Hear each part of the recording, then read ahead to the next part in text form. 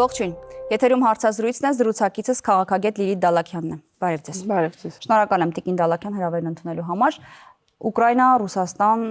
հակամարտության մասին ենք խոսելու, մասնավորապես վերջին զարգացումներից, հատկապես Ղրիմի շուրջ ստեղծված իրավիճակը, ինչպիսին է այս պահին ռազմական եւ լոգիստիկ տվյալներ, ինչպիսին կան, որոնք կարող եք ասել։ Դե որքանով հրապարակումներին ծանոթանում ենք արևմտյան անկախ, որովհետև Ռուսաստանում ուրեմն սահմանված է պատասխանատվություն, մենք գիտենք վիդեոներ տեղադրելու համար կամ տեղեկություններ տրամադրելու համար սոցիալական հարթակներում իրավիճակը այնպիսին է, որ արդեն հատուկ դրություն է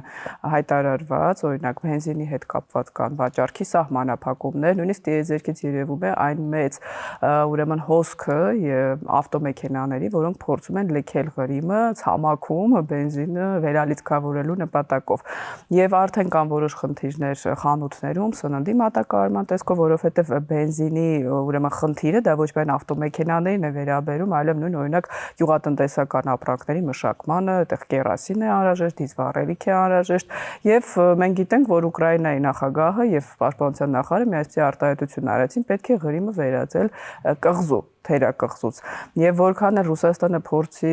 թաքցնել եւ ասել, որ սա ընդհանրապես ժամանակավոր բարդություններ են, մենք տենում ենք, որ ամեն օր իրավիճակը ոչ միայն Ղրիմում, այլև հենց Ռուսաստանում գնալով վատթարանում է։ Ինչու է Ուկրաինան նման նպատակ դրել։ Դե պարզ է, որ Ուկրաինան չի համակերպվել 2014 թվականին իր օրինական տարածքի օկուպացիայի հետ։ Դրա համար նույնիսկ երբ ԱՄՆ նախագահը սկզբում առաջարկում էր ճանաչել Ղրիմը, ուրեմն Ռուսաստանի մաս, պատկանելիությունը, Ուկրաինան այսպես տեսակետ ունի, փաստացի գուցե հիմա գտնվում է Ռուսաստանի տիրապետության ներքո, բայց մենք որևէ փաստաթուղթ չենք ստորագրելու, որով դա ճանաչում ենք։ Եվ այն տեսակետները, որ վերջ Ղրիմի խնդիրը ավարտված է, մենք տեսնում ենք, որ այդպես չի, որովհետև պատերազմի 4-րդ տարում եկել նոր տեխնոլոգիաների ժամանակաշրջանը եւ արևմտյան երկրները առավելապես օգնում են հենց տեխնոլոգիաներով Ուկրաինային։ Այս առումով Ռուսաստանը ավելի թույլ դիրքերից է հանդես գալիս, գտնվում է սանկցիաների ներքո։ Չինաստանը որոշ կերպ օգնում է, բայց ոչ այնպես, որքանով որ արևմուտքի երկրները եւ դրոնները, ԱԹՍ-ների հարվածները կարողացել են առավել մեծ վնասներ հասցնել Ղրիմին եւ Ռուսաստանին, քան ռուսական զորքերի իբրև թե առաջ խաղացումը, որի մասին անդադ խոսում է Վլադիմիր Պուտինը։ Ռուսական կողմը ոնց է մեկնաբանում խնդիրը։ Ասում է, որ սա ժամանակավոր դժվարություններ են, հիշում եք Սալավիովը առաջարկում էր դուրս չի գալիս, թող հեռանա Ռուսաստանից, բացի այդ ես երեք տեսա ռուսական երկրորդ հեռուստաալիքով էլի հայմատություններ էին տանում երկրորդ համաշխարհային հայերենական պատերազմի, իրենք այդպես են անվանում, հետ, որ Հիտլերն է, գիտեք, Զելենսկին ուզում են բարձրացնել ոգին ռուսների, իբրև թե մենք արևմուտքի դեմ ենք պայքարում, ոչ թե Ուկրաինայի եւ դրա համար ունենում ենք այսպիսի դժվարություններ։ Ինքը Պուտինը ներեցեք օգտագործեց դալբիչ բառը, որ մենք մինչև վերջ այդպես գնալու ենք, բայց թե ինչ կտա դա Ռուսաստանին եւ արդյոք որքան զոհեր կպահանջի, օրինակ մեկ քաղաք ավել գրավելը եւ արդյոք Ռուսաստանը կկարողանա այդ քաղաքը պահել ԱԹՍ-ների հարվածների ներքո ուկրաինական, դա շատ կասկածելի է։ Ռուսական կողմից բայց կարծիք կար այն մասին, որ Ուկրաինան է շատ վատ վիճակում եւ իրենց ձևակերպամբ իրենք դիմում են ահաբեկչական գործողությունների այս կերպ։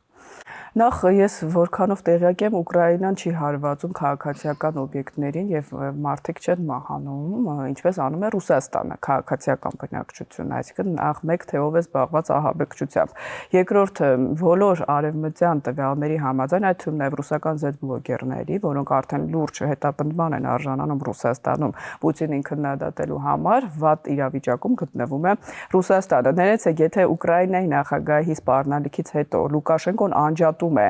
այդ տրանսլատորները ներողություն հաղորդիչներ, այսպես ասեմ, որոնք անհրաժեշտ են ռուսական ԱԹՍ-ների գործարկման համար ընդդեմ Ուկրաինայի եւ դրանից հետո նա խոսում է, որ մենք չենք պատրաստվում մտնել պատերազմի մեջ, չնայած մի քանի ամիս առաջ լրիվ այլ հռետորաբանություններ դրսևորել, այն որ Պուտինը խոսում է, որ այո, պատրաստ ենք բանակցությունների, բայց էլի իհարկե մեր կետերով ցույց է տալիս, որ Ուկրաինան այս պահին օդում ունի առավելություն եւ ինքը Զելենսկին 40 օր մենք գիտենք ժամանակ է տվել եւ արդեն 3 գիշերը ամենամեծ լայնածավալ ԱԹՍ հարձակումն է իրականացվել ռուսական ողջ տարածքի վրա։ Տիկին Դալաքյան, եթե նույնիսկ Ղրիմը լիարժեք կտրվի մատակարարումներից, դա ինչ է փոխելու ռազմաճակատում։ Նախ դա ցույց կտա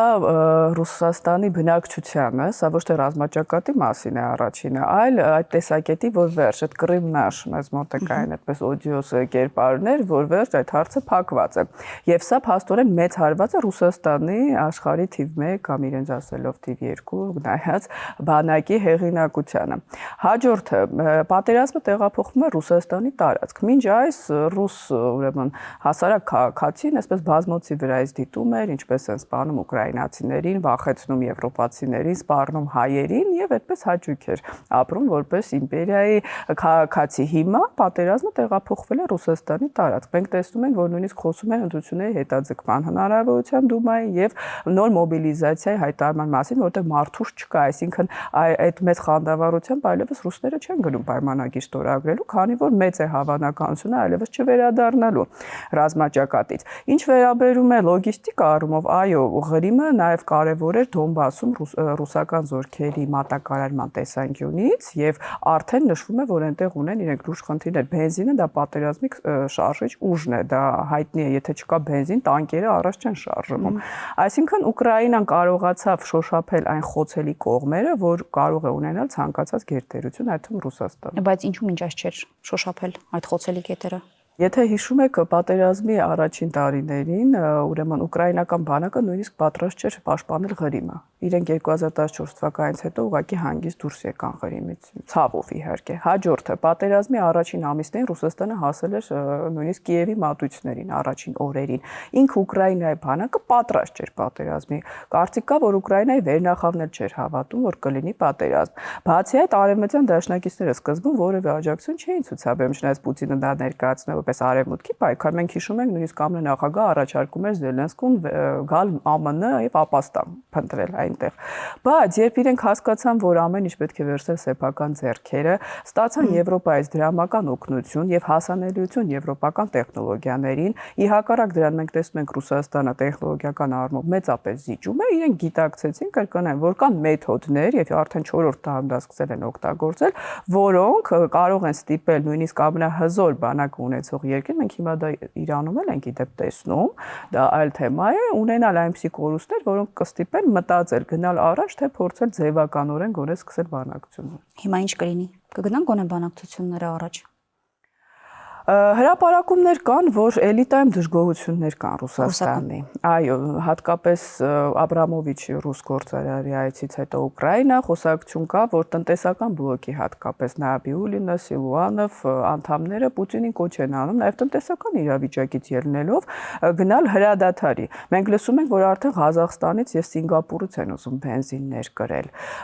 Իսկ ռուսական տնտեսության շարժիչ ուժը հենց նավթի վաճառքն է եւ գազի, այսինքն եթե այդ գործարանների վրա հարվածներ են տեղի ունենում, բյուջեն ունենում է կորուստներ եւ ռուսական իշխանությունները գուցե ես ռացիոնալ եմ փորձում մտածել իրենց տեսանկյունից հասկանան, որ ավելի լավ է գնալ ժամանակավոր հրադադարի, նաեւ Տրամպին դա կլինի նվեր,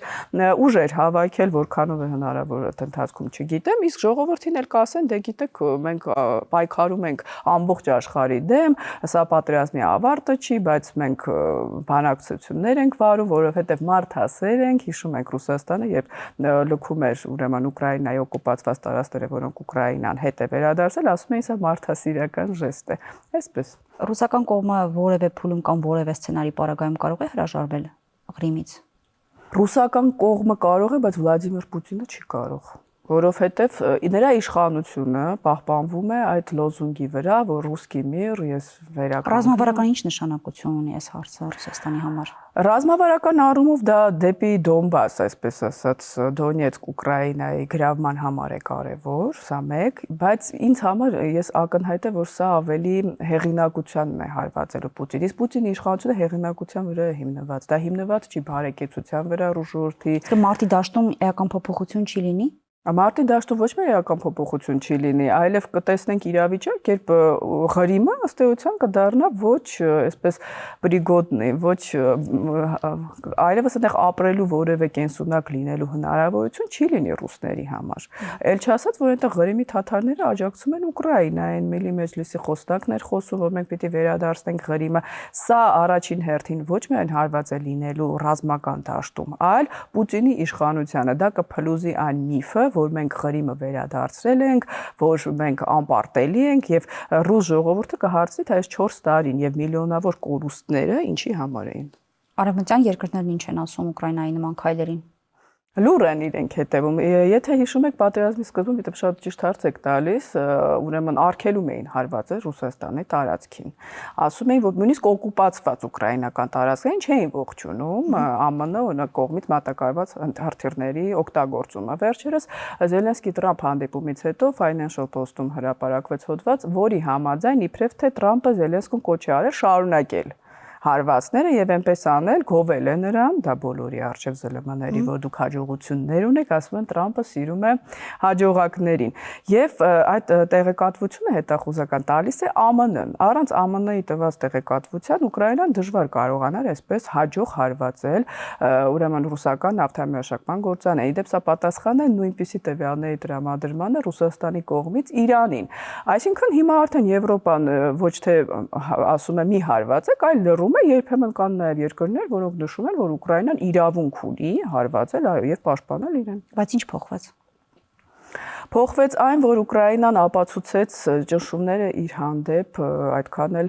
արդյունք չեն տալիս։ Եթե հիշում եք, ընդամենը 6 ամիս առաջ ավելի քիչ շատերը նույնիսկ Հայաստանում, այսպես ասած, պրոռուսական վերլուծաբաններ նշում են, որ սա Ուկրաինայի ավարտն է։ Հիշում եք Զելենսկու խոսքը ձմռանից առաջ, որ մեր ցուրտ ծմեր է սպասվում, մեր դաշնակիցները մեզ լքում են, բայց արդեն որի-որ անգամ Ուկրաինան իհարկե Եվրոպայի աջակցությամբ նաև ցույց տվեց, որ ինքը կարող է պաշտպանել իրեն։ Եվ Տրամփը ասում է դուք խաղաքարտ չունեք, հիմա իրավիճակը փոխվում է, որքան ժամանակ դա կպահպանվի, որևէ մեկը չի կարող ասել, մենք այս բանի մասին ենք խոսում, բայց այն, որ այլևս չի կարելի մի թղթի ստորագրությամբ հանձնել ինչ-որ երկիր, սա նաև ապացուցում է, որ այդ տեսակետը, թե հիմա կպայմանավորվեն մեծ երկրները կորոշեն ճակատագրեր, այդքան էլ իրական չի։ Տիկին Դալաքյան, դուք ասացիք, որ ռուսական կողմը կարող է կամ հնարավոր է հրադադարի որոշակի ինչ-որ ցանկություն ունենա կամ հնարավորություն ստեղծվի, բայց ինչպիսի պայմաններով հրադադար։ Հավանական ինչպիսի սցենարներ կարող են լինել։ Ռուսաստանը Վլադիմիր Պուտինը շարունակում է այդպես իր կետերից խոսել, որ պետք է դուրս գաք ողջ Դոնբասից, այսպես կրկնում է մանտրայի պես, բարձր որ Ուկրաինան դուրս չի գա։ Իդեպ հետաքրքիր նա խոսում է, որ իրավիճակը այնպեսին է ռազմաճակատում, որ պետք է դուրս գան, բայց ռազմաճակատում այնպես չի, որ Ռուսաստանը գրավել է ողջ Դոնբասը։ Նշում են, որ տարիներ են պահանջվելու դրա համար, նույնիսկ եթե Կոստանդինովկան գրավեն կամ գրավեցին, հետո մատակարարումներ են պետք բանակին, ԱԹՍ հարվածները դա չեն թողնի։ Այսինքն հիմա մի քանի 100,000 մարդ զոհաբերել ու մի քաղաք գրավելու համար այդքան էլ արդյունավետ չի համարում։ Հիշում եք Պոկրովսկի գրավումը, հիմա ով է հիշում, որքան մարդ մահացավ այդ ընթացքում։ Բացի այդ, ես նշեցի, ռուս զինվորները չեն պատրաստվում գնալ եւ մահանալ։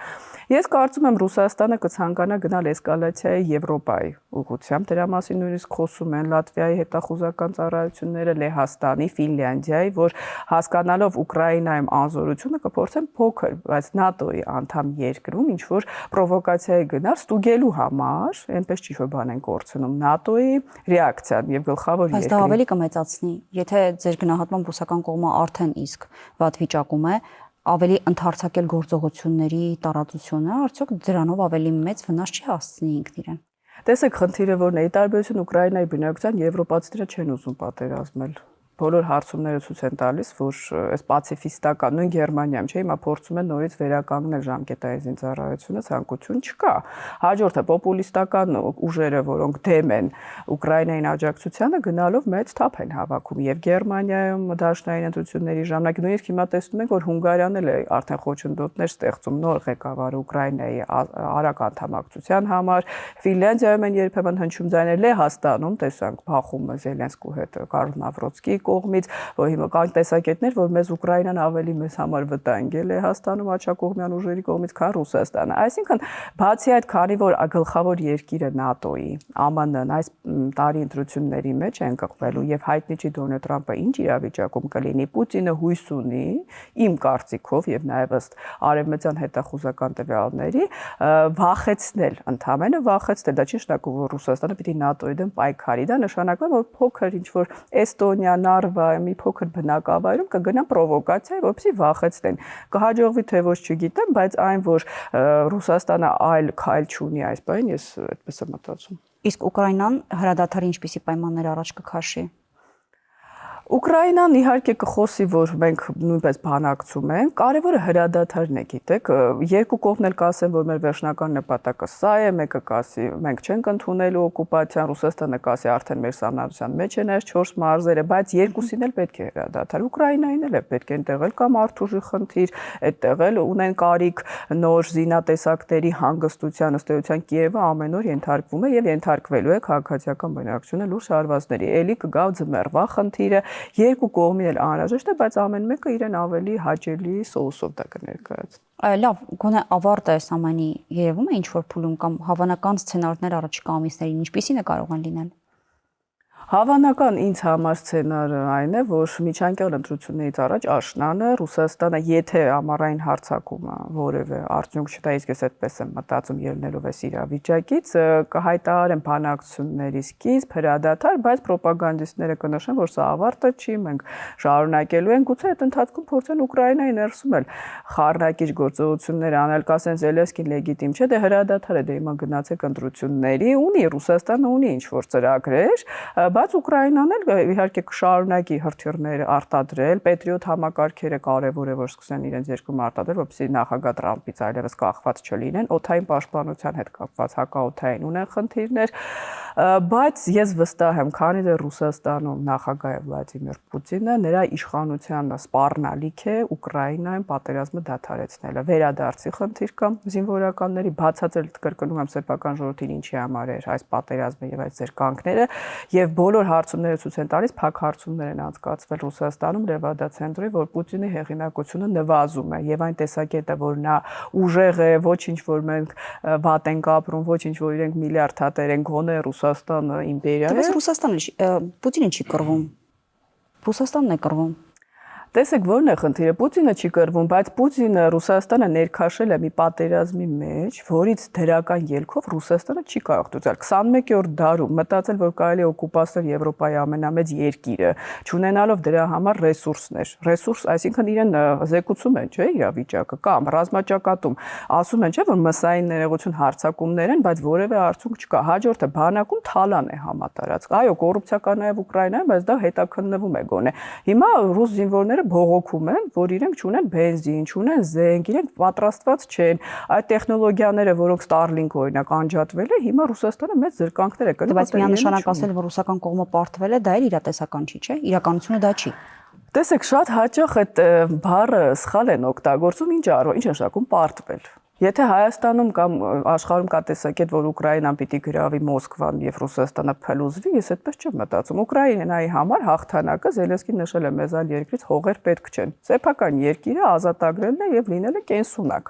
Դա որքան կտևի, պարզ չի։ Ռուսաստանի համար պարտությունը դա կլինի, որ իրենք հասկանան, որ իմպերիա չեն կարող լինել, իսկ առանց Ուկրաինա իրենք իմպերիա չեն լինելու։ Սա է պարտությունը։ Այն տեսակետները, որ Ռուսաստանը կփլուզվի, կոչնչանա, դա իրատեսական չի։ Եվ դա ներողություն պետք էլ չի արևմուտքին։